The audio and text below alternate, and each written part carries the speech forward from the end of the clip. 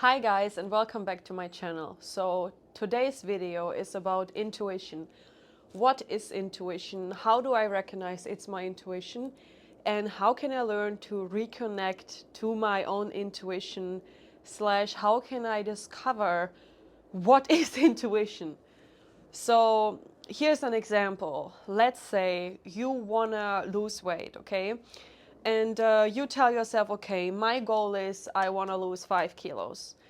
Then, honestly, of course, obviously, also from the mind, you know everything that you need to do, but maybe in the evenings you're craving carbs instead of a salad, and with carbs I just mean potatoes, and you're like, oh, my mind is like, oh, no, I shouldn't do this, I should go for the salad, but your intuition, your body is actually telling you, no, you need to go for those potatoes because what is inside of them is actually what your body really needs. And the mind is trying to tell you, oh, you cannot do this, you won't achieve your goal, you will not lose the weight, but this is bullshit, okay? Because intuition works like that. Whatever it is that is your goal or your, well, a thing you want to achieve, accomplish, whatsoever, you can set the intention. Let's say, I want to become a painter.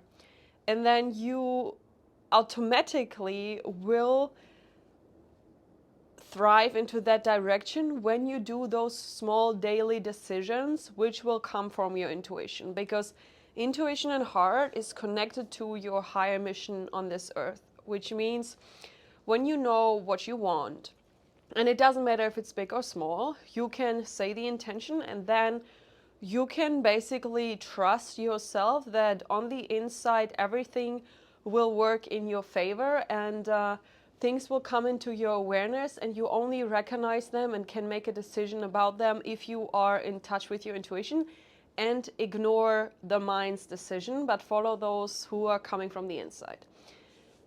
So what is intuition? Intuition is your inner compass, your inner guidance system, your inner all-knowing, well, source, vocabulary, however you want to name it. And every single person has an intuition. Unfortunately, throughout the education we all receive from school, we can easily get distracted from our intuition and forget about it, or let's say maybe we mentally don't forget about it, but we just don't feel it anymore. We are constantly confused, constantly unsure about a decision or a decision or a certain path or a certain thing we want to do. But once aligned and in tune with your intuition, it's becoming extremely simple. Because, well, let's say, for example, you're thinking, should I go or do I want to go to Greece or to Italy? And if you ask the question and then let your body decide, instead of your mind, which is maybe telling you, oh, in Italy I can eat all the pasta, I have those amazing beaches and so forth. Maybe for you, what's meant for you is waiting in Greece, and your intuition will point you towards Greece. But then the mind can be like, but in Italy you have this and that and this and that and that. And then you're like, ah, that just, I don't know, that seems more logical. I should go to Italy. And then you go to Italy.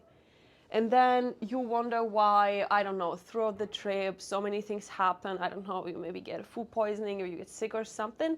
And that's just another confirmation that this was not meant for you. The other one would have been the right decision.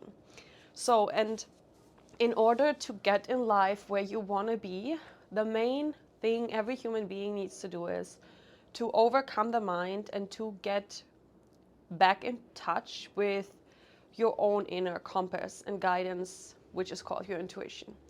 How to do that? Well, this seems very hard and almost impossible at the start, because in society and the school system, we get trained and educated in a way that we make all of our decisions in a logical way.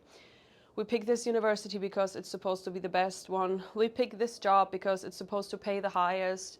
We take this career path because we have so many chances to, well, climb up the ladder and so forth. But maybe in reality, we want to become a painter. you know?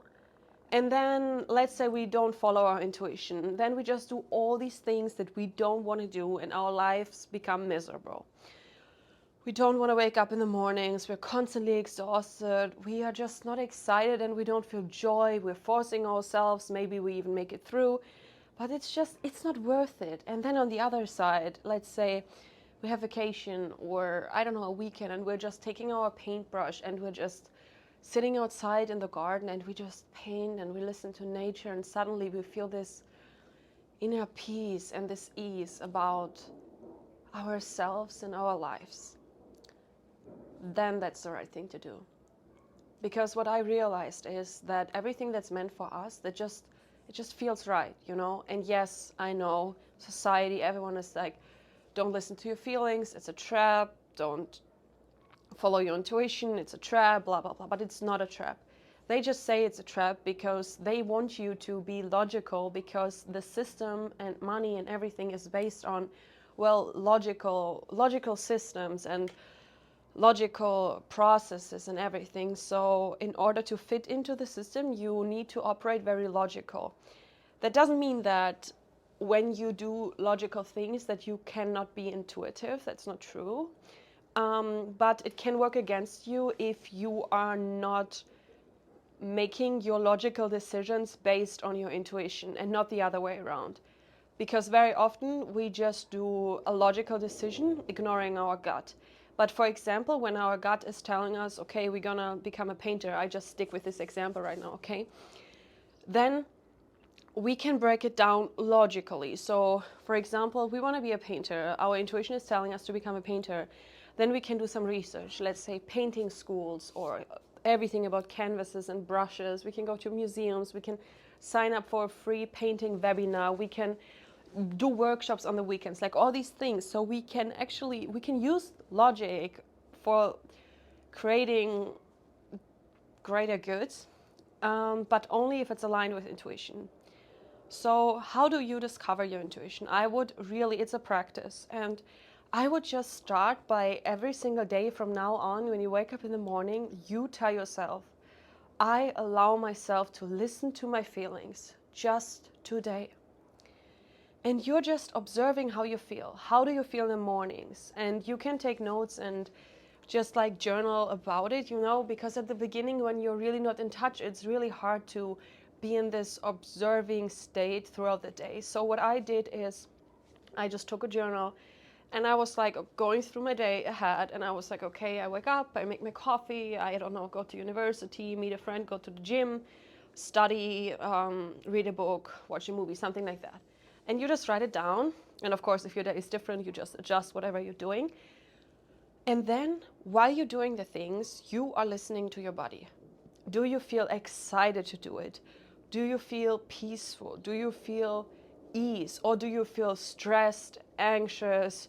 Do you feel that you're just rushing? Do you feel pressure? And I am telling you, if you start observing yourself, how you feel from the inside out for a week or even a month, you will be so in shock of probably how many things you're actually doing that you do not want to do. But you are not really aware that you have the choice and the power to not do those things anymore. Because what I've learned is that we are very anxious and afraid when it comes to stepping up for ourselves.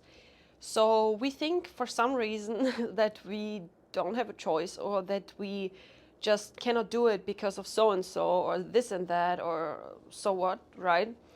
But we have, and it is our greatest challenge for every single human individually to overcome the mind and to realize that you're a human being and not a logical robot, and that you need to get in touch with yourself again. Try and do it, as I said, with a journal, to just get yourself into this observation state, because often when people start, they cannot just sit down and meditate and listen, you know, it's just, there need to be a bridge in order to get from being a logical robot who's unaware and unhappy, depressed, frustrated, exhausted, stressed, everything, to become like a Zen yogi. And there's some steps and some tools you can do in order to get from A to B, and that's called building the bridge, in order for you to reach a level of awareness where you can just sit in peace and deep knowing that everything's working out for you, that you're exactly where you're meant to be, and that you're on the right path.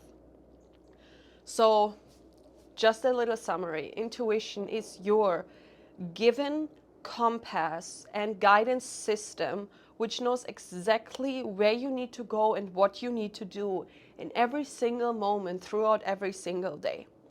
And it is your responsibility to overcome the mind and to reconnect to your intuition with starting to observe how you feel throughout the day while doing XY.